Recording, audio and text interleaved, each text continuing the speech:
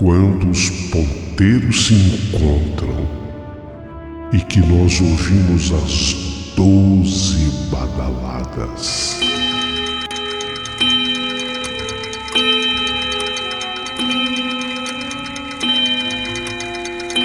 A hora que se anuncia é meia-noite. Uma hora em que tudo pode acontecer, inclusive nada. Mas hoje, muitos acontecimentos. Vamos à história de hoje.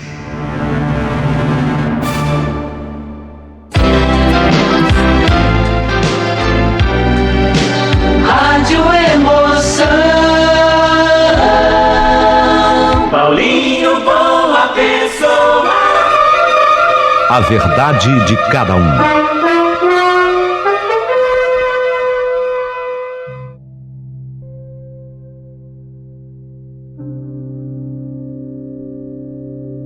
Meu querido amigo Paulinho Boa Pessoa, hoje a história, quem vai contar a história da meia-noite hoje é a minha. Meu nome é Célia Regina. Eu era só a Celinha, eu tinha 12 anos de idade, quando a minha família alugou aquela casa para nos mudarmos. Era uma casa gostosa, espaçosa. A gente estava habituado em morar em casas mais apertadas, mas aquela casa era muito frondosa. Tinha um quintal bacana, com mangueiras, goiabeiras no quintal. A casa era bem distribuída. Lembro que a minha mãe adorou a casa, meu pai também, porque ele disse que tinha até espaço para ele fazer uma oficina de marcenaria no fundo da casa. Meu pai trabalha como marceneiro. Normalmente o trabalho dele é externo, é na rua, mas ter uma oficina em casa iria ajudar bastante. Aquela casa tinha todos esses espaços. E tinha mais.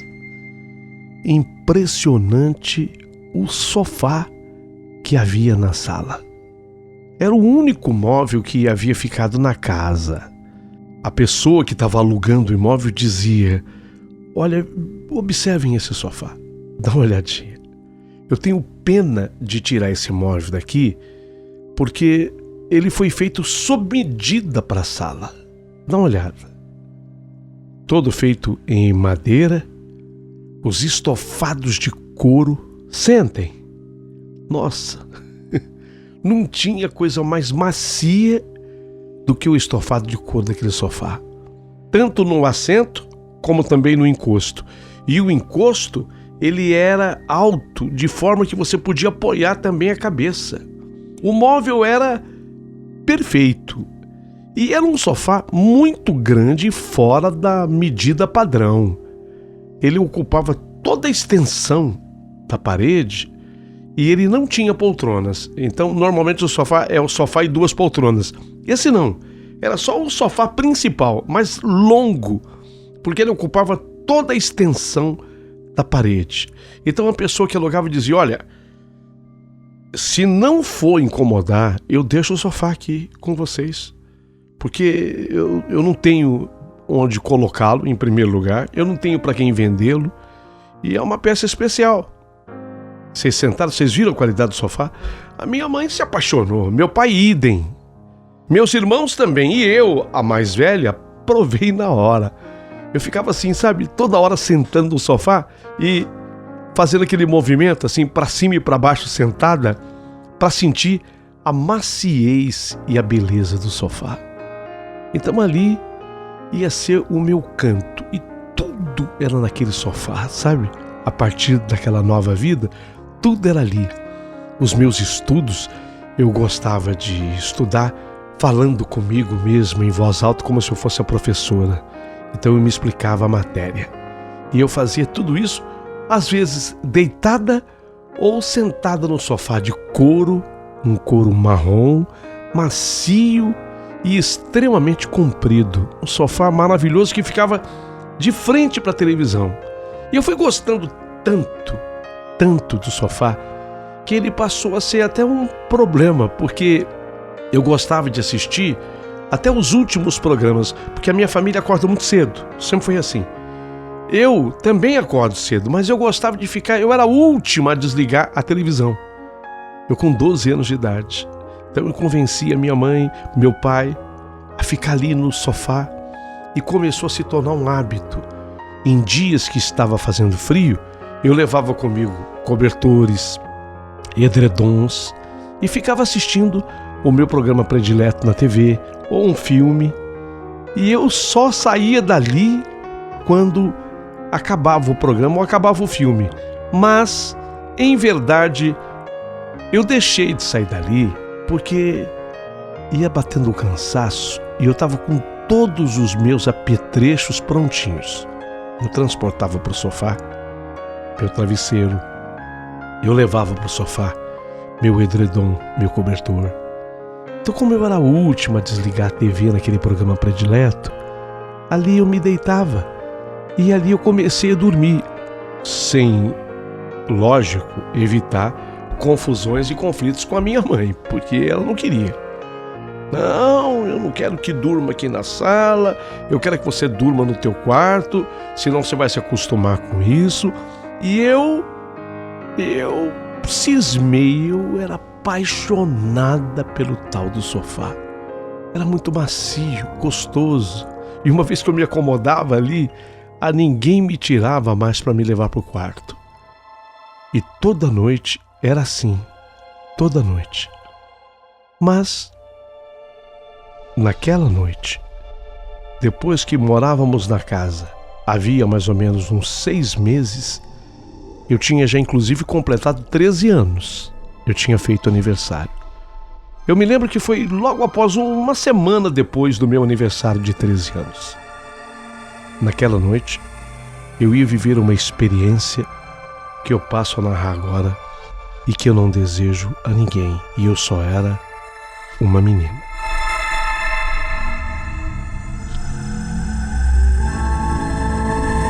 Eu estava dormindo, mas neste momento em que tudo aconteceu, eu fiquei entre a acordada e a dormindo. Vocês já ouviram falar da paralisia do sono? Foi exatamente isso que eu tive, porque o ambiente era aquele.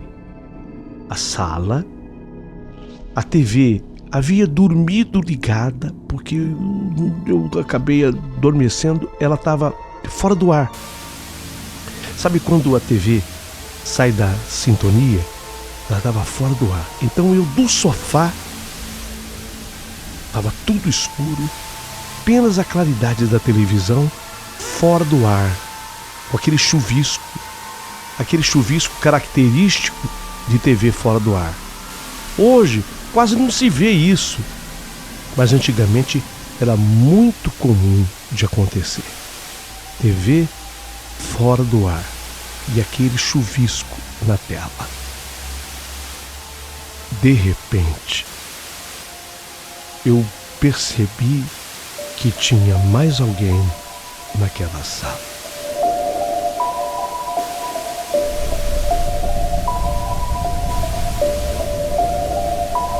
Eu não consegui mover a minha cabeça, no entanto, eu consegui mover os meus olhos.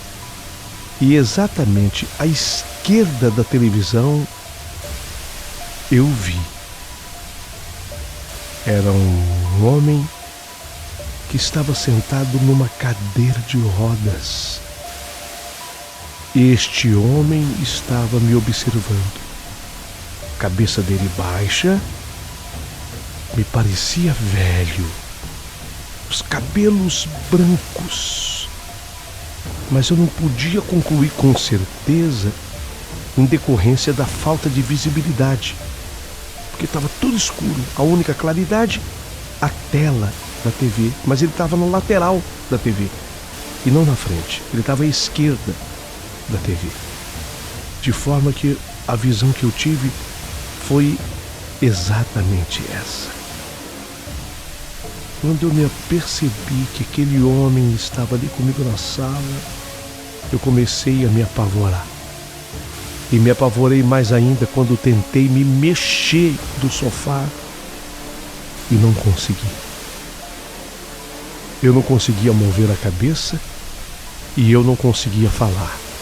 Mas se eu não conseguia falar, o homem falou.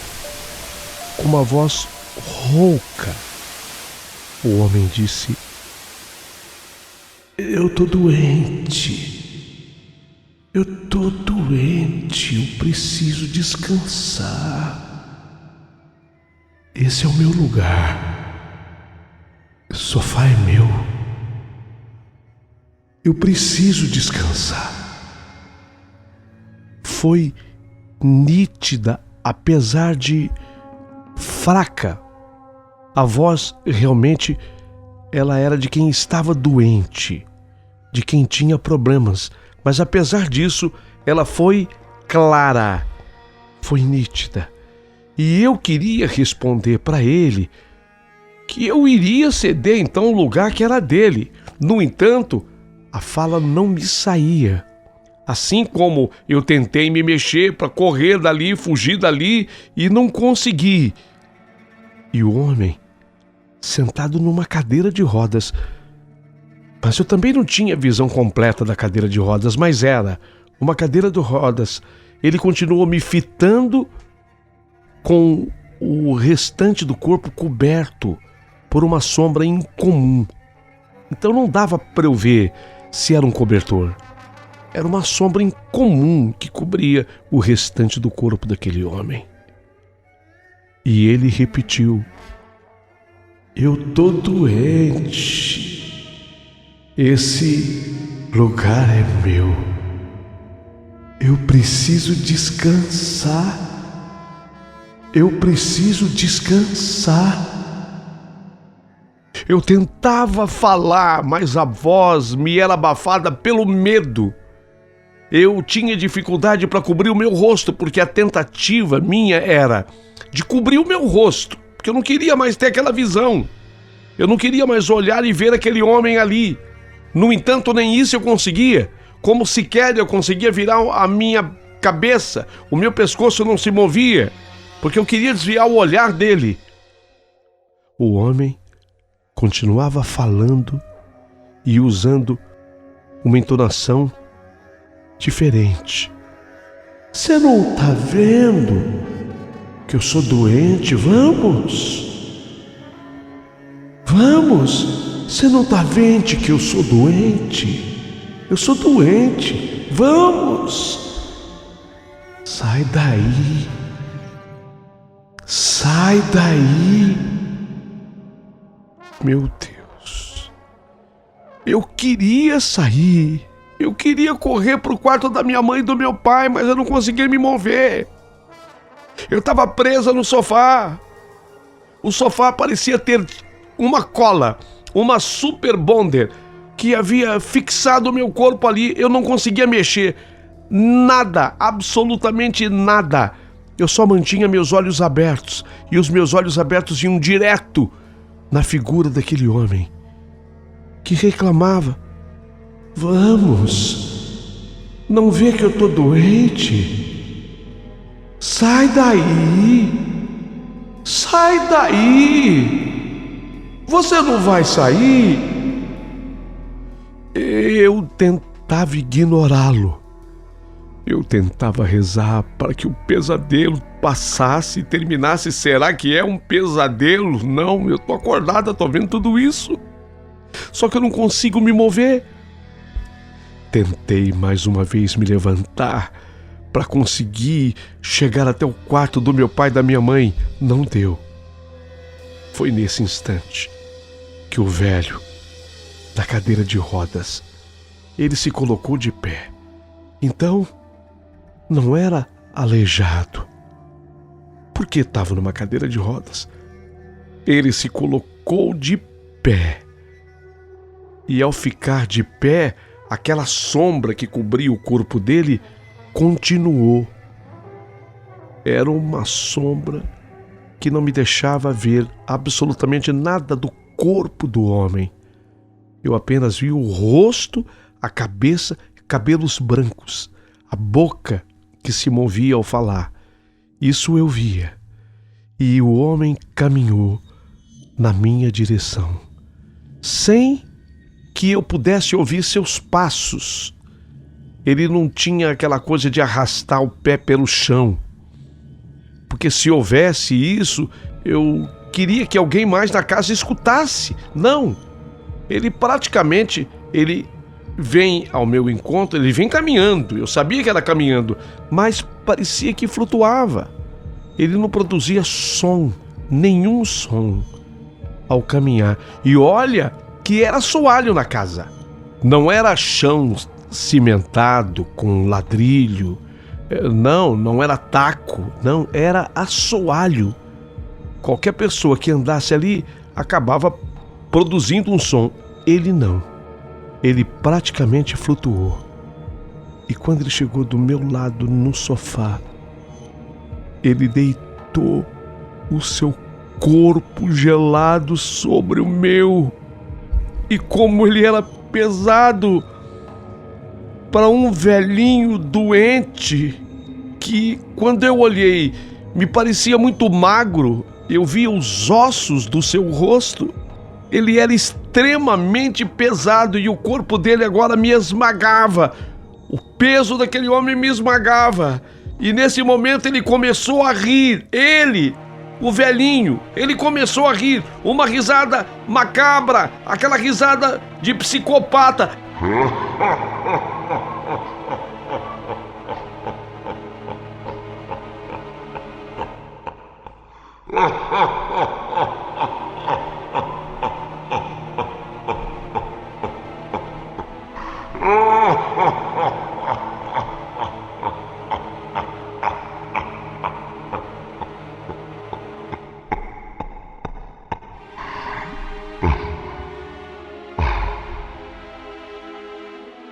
Eu pensei que a minha mãe e o meu pai fossem ouvir a risada.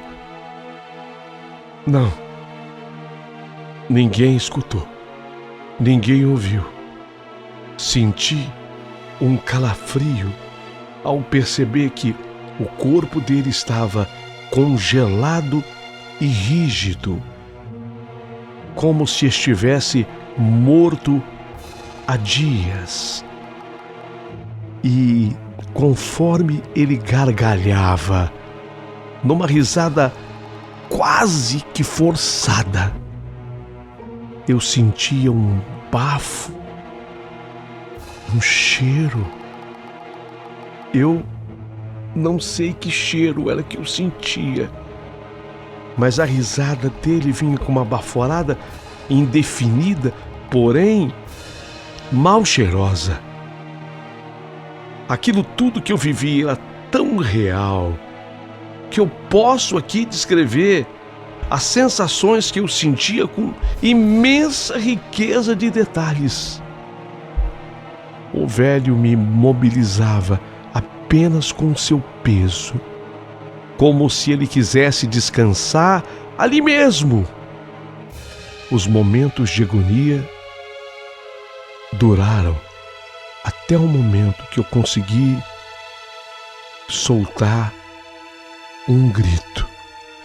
Ai! O grito saiu. E aí a voz saía. E eu gritei: maldito! Sai de cima de mim! Sai de cima de mim, maldito! Foi quando, pela fresta da janela da sala, o sol anunciava mais um dia que estava amanhecendo. Eu consegui agora sair das amarras daquele sofá. Meu corpo estava livre. E a primeira coisa que eu fiz, corri, entrando no quarto do meu pai e da minha mãe. Ela estava assustada com o grito que eu havia dado. Já estava sentada na cama. Meu pai, idem. Eu mergulhei na cama. Eu tinha 13 anos. Eu mergulhei na cama de uma forma, com uma violência, que o estrado da cama se quebrou. Pendeu de um lado. Mas ainda assim, papai e mamãe me abrigaram, me acolheram. Foi quando eu, chorando, contei para ele e para ela tudo o que se passou.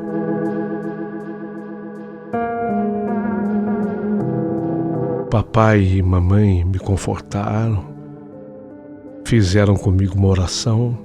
Depois papai buscou suas ferramentas para consertar o estrado da cama, o que ele fazia com facilidade devido ao marceneiro experiente que era.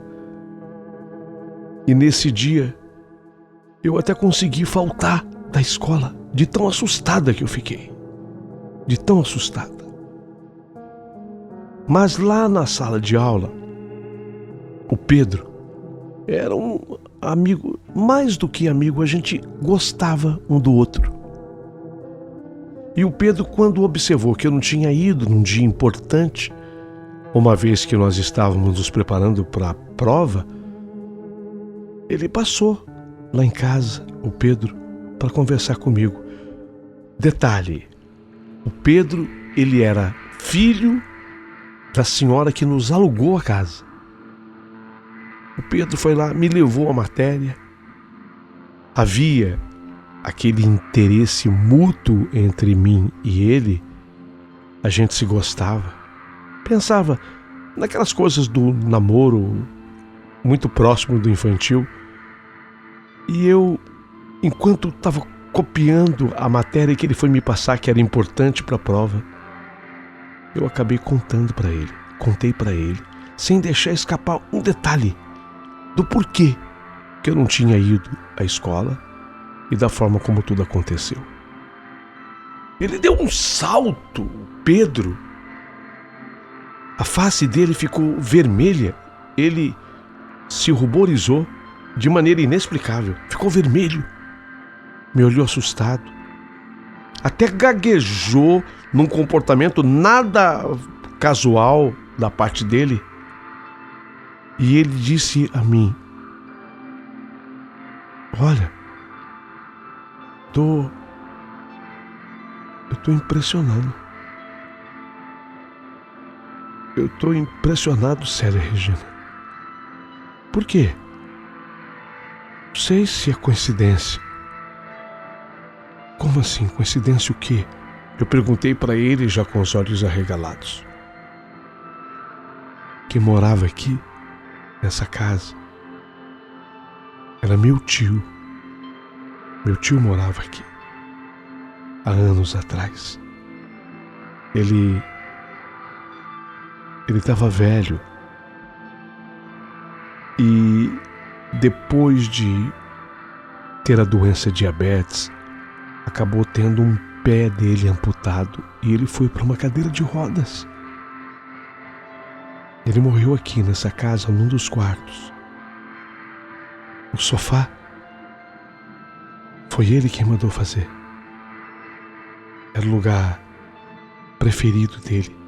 Ele mandou fazer logo após ter ido para a cadeira de rodas. O sofá ficava exatamente da altura da cadeira de rodas dele, de forma que ele não tinha dificuldade de sair da cadeira de rodas e passar para o sofá. Era a mesma altura.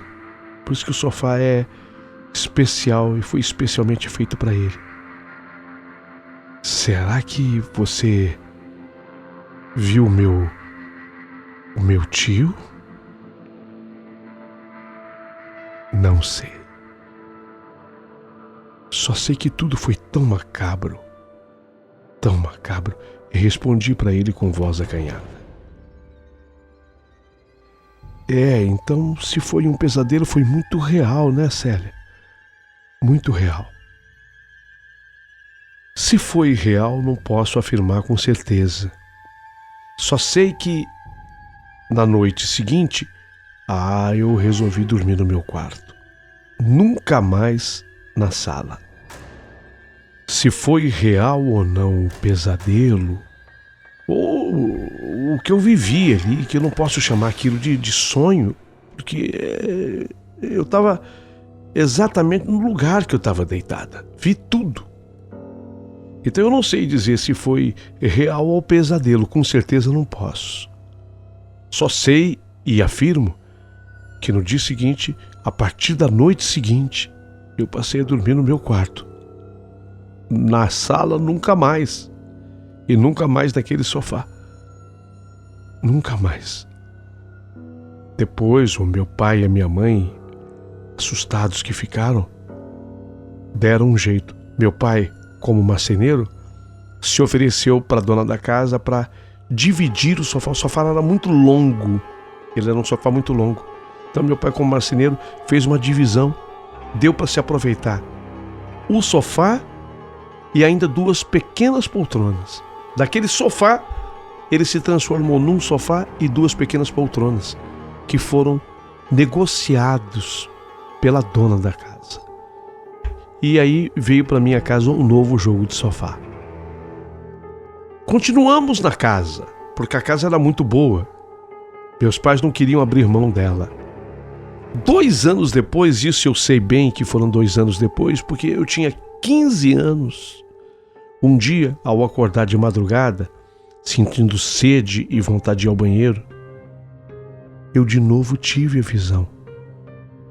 Eu vi de novo o mesmo Senhor sentado na cadeira de rodas. Mas dessa vez, ele não falou comigo. Ele nem olhou para mim. Ele estava sentado na cadeira de rodas, com cabelos brancos, cabeça baixada, mas não dirigiu a palavra a mim. Parece que ele estava com as pernas cruzadas. E eu olhei, eu me lembrei, eu estava acordado, eu me lembrei das informações passadas pelo Pedro, de que ele tinha amputado o pé direito. Então eu procurei, ele estava com as pernas cruzadas, eu procurei, até me atrapalhou para eu determinar que perna que era, mas eu vi que uma perna estava apoiada na cadeira de rodas, a que estava apoiada tinha o pé. Mas a que estava cruzada sobre aquela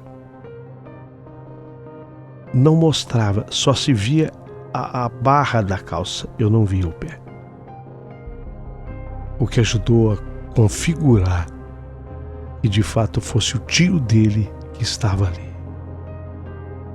A partir desse dia, eu tinha 15 anos e surgiu uma oportunidade maravilhosa de me mudar com uma tia que havia se mudado para a cidade do Rio de Janeiro.